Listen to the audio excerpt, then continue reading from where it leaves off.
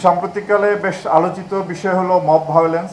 আপনারা জানেন যে বিভিন্ন জায়গায় রাস্তাঘাট বন্ধ করে দাবি দাওয়া আদায়ের নামে রাস্তাঘাট বন্ধ করা, বিভিন্ন সরকারি অফিসে গিয়ে সেখানে ঝামেলা তৈরি করা দলবদ্ধভাবে, এই ধরনের ঘটনা আমরা ইদানিং প্রায় প্রত্যক্ষ করি। এটি খুব অন্যায় কাজ। আমরা এই ধরনের মব ভায়োলেন্সের ব্যাপারে কঠিন পদক্ষেপ গ্রহণ করব। কোনোভাবেই আইন কারো হাতে তুলে নেওয়া যাবে না। আইনকে শ্রদ্ধা করতে হবে এবং আইন মেনে চলতে হবে। সাম্প্রতিককালে লালমনিরহাট জেলার পাটগ্রামে থানায় আক্রমণ করে 2 জন আসামিকে ছিনিয়ে নেওয়া হয়। তো সেই ঘটনায় আপনার মামলা রুজু হয়েছে।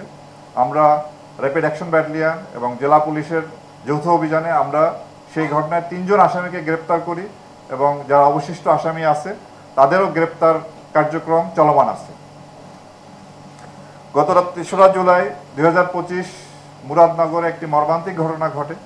সকালবেলা একটি পরিবারের মা এবং তার 2 সন্তান মবের হাতে নির্মমভাবে নিহত হন।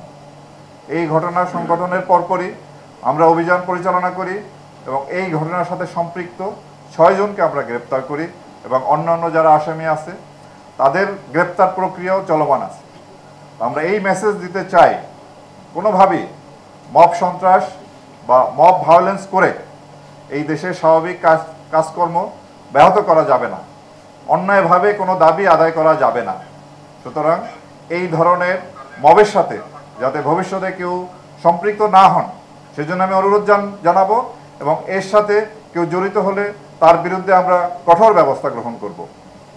আইন শৃঙ্খলা পরিস্থিতি নিয়ন্ত্রণে রাখার জন্য আমরা সবসময় কাজ করে যাচ্ছি। আপনারা জানেন যে 5ই আগস্টের পরে আইন শৃঙ্খলা রক্ষাকারী বাহিনীর যে মূল বাহিনী বাংলাদেশ পুলিশ সহ অন্যান্য বাহিনীর যে অবস্থায় পর্যবসিত হয়েছিল সেখান থেকে দ্রুতই আমরা স্বাভাবিক পর্যায়ে আসার জন্য চেষ্টা করে যাচ্ছি এবং আমি মনে করি এই পর্যন্ত আমরা মোটামুটি অনেকটাই গুছিয়ে এসেছি এবং সামনে যে ভবিষ্যতে আমরা আরও সফলতার সাথে, আমরা আরও আন্তরিকতার সাথে এবং নিষ্ঠার সাথে আমরা দায়িত্ব পালন করব। আর আইন শৃঙ্খলা আপনার অপরাধ মুক্ত কোনো সমাজ নাই, অপরাধ সংগঠিত হয়। সেই ক্ষেত্রে দেখার বিষয় যে আমরা কিভাবে রেসপন্স করছি। আপনি মব ভায়োলেন্স বলেন, চুরি বলেন, ডাকাতি বলেন, দস্যুতা, খুন, প্রত্যেকটা ঘটনায় আমরা মামলা নিচ্ছি এবং এর সাথে জড়িত তাদেরকে আমরা কিন্তু গ্রেপ্তার করছি। কাউকে কিন্তু কোনোভাবে ছাড় দেওয়া হচ্ছে না।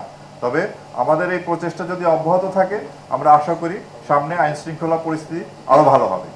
মানে আমরা আপনার যে টহলের কথা বললেন, চেকপোস্টের কথা বললেন, এই কার্যক্রম আমাদের চলমান আছে। আমরা প্রায় রাস্তায় চেকপোস্ট করি এবং আমাদের হয়তো সংখ্যা সাধারণ পুলিশের চেয়ে তো আমাদের সংখ্যা কম, এই জন্য হয়তো আপনারা সবসময় দেখতে পান না। বাট আমাদের ঢাকা শহরে যে কয়টি ব্যাটালিয়ন আছে তারা নিয়মিতই তারা চেকপোস্ট করে, টহল করে এবং এই ধরনের অপরাধ, ছিনতাই, চাঁদাবাজি বন্ধের জন্য আমরা কাজ করে যাচ্ছি। যে আইন শৃঙ্খলা পরিস্থিতি ভালো রাখার জন্য এবং নির্বাচনের পূর্বে আইন শৃঙ্খলা পরিস্থিতি আরও ভালো করার জন্য আমরা সবাই মিলে কাজ করে যাব এবং আমি আশাবাদী যে এই দেশের আইন শৃঙ্খলা পরিস্থিতি আরও ভালো হবে এবং নির্বাচন উপযোগী একটা পরিস্থিতি আমরা তৈরি করতে সক্ষম হব।